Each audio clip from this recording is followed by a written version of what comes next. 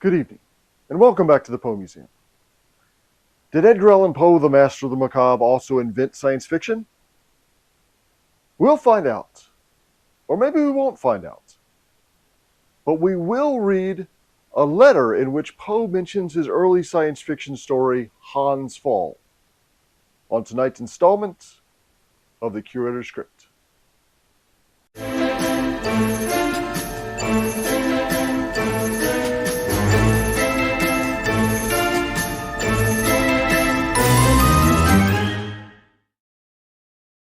So here it is. This is a letter that Poe wrote on July 20th, 1835 to his employer, Thomas Willis White, who is the owner of the Southern Literary Messenger, a magazine right here in Richmond. And this is one of a few surviving letters that Poe wrote to Mr. White, but this is actually in the sequence the last one that he wrote that we still know about, unless there's some out there in somebody's attic somewhere. And this one, Poe starts out, typical back then, thanking him for the $20 that White sent him in payment for the story he submitted and for some book reviews. He also inquires about Mr. White's health, because that's what you did back then in letters. People complained about their health, they asked about each other's health, they complained about the weather, and then they told what family members had died. And that's kind of the typical letter. So Poe's getting that out of the way early. How's your health doing? You're probably working too hard. And then he talks about, going to John Pendleton Kennedy's house and seeing a magazine. He's talking about mutual friends. And then he writes about what some people have been saying about his story, Hans Pfaall. What Mr. Pleasant said in relation to the commencement of Hans Pfaall is judicious. What's this Hans Pfaall? It's a story about a guy in Rotterdam who owes people so much money that to escape his creditors, he builds a balloon and he blasts off. There's a big explosion and it sends him up. Eventually he goes to the moon. And along the way he carries 2 pigeons and a cat, and he performs experiments on them to see how they survive once they leave the Earth's atmosphere. Eventually he's got this big bag-like apparatus that he puts around the basket on the bottom of the balloon so he won't suffocate when he leaves the Earth's atmosphere. There's a lot of twists and turns. At one point, he's dangling upside down from the balloon after it takes off, and he has to find a way back in there. There's another point where he feels like he's about to suffocate. He's got blood coming out of his ears and his nose and his eyes, so he takes out a penknife and he cuts open a vein to relieve some of the pressure.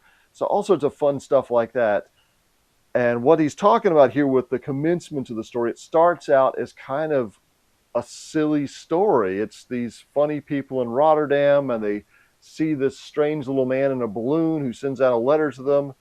And the letter is from the moon. Hans Pfaall is sending back a letter saying where he's been these past 5 years since they haven't seen him. And he explains, oh yeah, my creditors were hounding me and I had to escape. So I built this big balloon and it took off. But that's sort of the silly part of the story. After that, when he's actually up in his balloon, he's describing what it's like leaving the Earth's atmosphere. He describes the experiments he performs on his pigeons and the cat and the kittens. And it gets a lot more realistic, or at least realistic in terms of 1835. Now we probably would know you can't take a balloon to the moon, but back then Poe is following up on the latest scientific knowledge. He's studied up on ballooning. There's a big fad for ballooning. There have been balloon takeoffs in Baltimore and Philadelphia, one out in Ohio just in the past few years before Poe wrote this story. So he's probably seen balloonists. He's also read up on Herschel's treatise on astronomy. So he's studying like how far you'd have to go to reach the moon, how fast you'd have to accelerate to break free of the Earth's gravitational pull, things like that. What the atmosphere would be like once you left the Earth and once you got higher and higher in elevation. So Poe's putting that stuff together. So apparently John Hampton Pleasance here says that first part, the goofy part of the story, isn't that good. And Poe agrees with him. He says that part of the tale is faulty indeed, so much so that I often thought of remodeling it entirely. So Poe was thinking about cutting that part out. He actually didn't cut that part out. He left it in there for later printings. fun fact about this John Hampton Pleasance, he was the editor of the Richmond Whig. It was a newspaper for the Whig Party. His rival was Thomas Ritchie, who was the editor of the Richmond Inquirer. And in 1846, so 11 years after Poe wrote this letter, they got into a duel, and Ritchie killed Pleasance. Like, killed it. He shot him a lot of times. Pleasance just sort of shot into the air, but Ritchie just kept shooting and shooting and shooting, and a little bit of overkill. He felt bad about it later. He gave some money to take care of, Pleasance's widow. But yeah, these are some of Poe's friends back then. Poe actually later stayed at, Pleasance's brother Hugh's house. Fun fact, he also died tragically. There was a collapse of a balcony in the Virginia State Capitol, and so he died in like 1871, I believe. So a lot of these people met really awful fates back then. And also you notice here that Poe spells Hans Pfaall H-A-N-S, and his last name is P-H-A-A-L. When he printed the story, it was P-H-A-A-L-L. Later he changed to P-F-A-A-L-L. So he couldn't figure out how exactly he wanted to spell that name. And Poe also talks about the Baltimore Saturday Visitor. They had hosted a literary contest in 1833, so 2 years earlier, and Poe wants everybody to know that the judges told him that he won both the short story and the poetry division, but that they told him, we don't want to give both prizes to the same person, so they only gave him the short story prize because it paid more. So Poe wants people to know that that happened. And he's saying, could you print this in the magazine for me and let all the newspapers know about it? He also talks about his story Lionizing, which is a comedy. And it had the critics pretty divided back then. Some people thought it was hilarious. Other people thought he was just showing off all that he knew about the literary scene of the day. Then when we get to this next page here, he's talking about buying ink for the magazine. And he gets really technical. He said, oh, this one's more expensive because it's got linseed oil in it.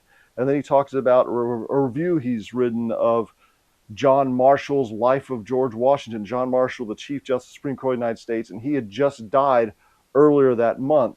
So Poe wanted to have his book review there, but it didn't get published. So he's saying, maybe you could print it anyway, it would probably be good, but you know who else had died that month? Poe's grandmother. And Poe's grandmother was kind of his sole source of support right there. He was living in Baltimore with his grandmother, his Aunt Mariah Poe Klim, his biological father's sister, and her daughter Virginia. And they were really dependent upon a pension from the government, about $240 a year that was going to Poe's grandmother. When the grandmother died, that money was cut off. So Poe really needs to earn a living for his new family. And before long, he's going to move to Richmond. And then a couple months later, he's going to bring Mariah and Virginia down here to be with him. So that's why he starts out by talking about the $20 that he was paid for this story. But then at the end of the letter, he brings it up again. Look over Hans Pfaall and the literary notices by me in number 10 and see if you have not miscalculated the sum due me. There are 34 columns in all. Hans Pfaall cost me nearly a fortnight's hard labor and was written especially for the messenger. I will not, however, sin so egregiously by again sending you a long article. I will confine myself to 3 or 4 pages. So Poe knows how much he's supposed to get paid because he knows how much he gets paid by the page. And he says this is a long story. In fact, this would be about the longest short story he'd ever written. So he knows he needs more money for it, and he desperately needs more money for it. And I think that's why he ended up coming down to Richmond and accepting a full-time position at the Messenger, because he knew that's how he's going to be able to support himself from his writing. He's the first major American author to really try to support himself just from the work of his pen. And that's what's going on here. So what does this have to do with science fiction about this balloon trip to the moon? Well, this is maybe an early example of using scientific detail to make a fantastic story seem more realistic. And Poe actually claimed that people thought this was a true story. he's completely lying. There's no way anybody believed this. About the same time in New York, in a paper called the New York Sun, this guy, Richard Adams Locke, had published a story supposedly as news about a fellow who pointed a telescope, a really big telescope at the moon, and saw these moon people walking around there with bats' wings and stuff. And people apparently believed that for a while too. But the story about this guy who built himself a balloon and went to the moon and saw little moon people up there, that's not really believable. And also at the end, even the people down in Rotterdam are saying, you know, his story doesn't quite add up, and they start poking holes in the whole thing. Say, hey, isn't that balloon made out of old newspapers from Rotterdam that aren't that old, so there's no way they came from the moon? And didn't Hans Pfaall and his supposed creditors, you know, take off, and weren't they seen in another city not too long ago? So even Poe is poking holes in his own story and ruining the realism of the story. There's later stories he wrote, like The Facts in the Case of M. Valdemar, in which he doesn't do that. And he keeps it consistently serious in tone through the whole story. And people actually did believe that The Facts in the Case of M. Valdemar was true. That's a story about a guy who's mesmerized at the moment of death to keep his mind alive after his body is dead. They kept him alive for 7 months. They kept asking him, like, what's it like when you're dead? What do you see over there? And finally at the end he says, I am dead. Let me wake and let me die. And so I'm dead, but let me die, because they wake him up from his trance so he can finally die, and he's just dissolved into a pool of goo before their very eyes. And that made into medical journals back then, made into the Popular Record of Modern Science, made into nonfiction pamphlets they published back then. And that was this astounding, supposedly true story of the powers of mesmerism in arresting the progress of death. So there's a huge leap from here where Poe can't quite figure out if he wants to make this a comedy or a straight science fiction story. But science fiction really didn't become science fiction until later. And Jules Verne, he's 7 years old when Poe published this story about a trip to the moon. He wrote From the Earth to the Moon. He grew up reading Poe's works, calling him the leader of the cult of the bizarre. So he's considered the father of science fiction.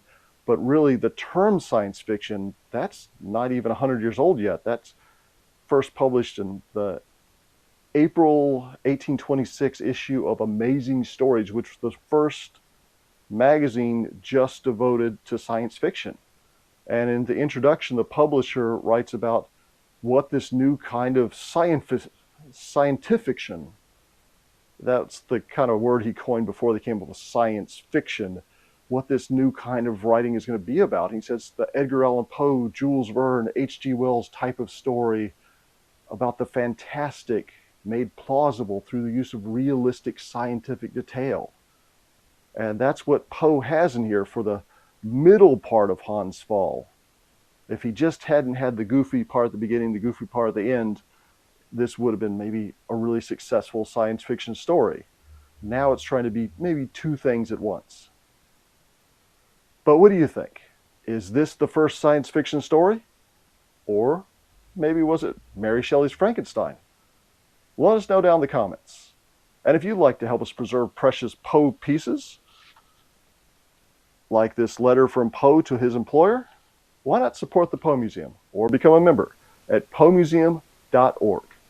And until next time, thanks for joining us. And I'll leave you with more gratuitous footage of the Poe Museum cats doing Poe Museum cat stuff.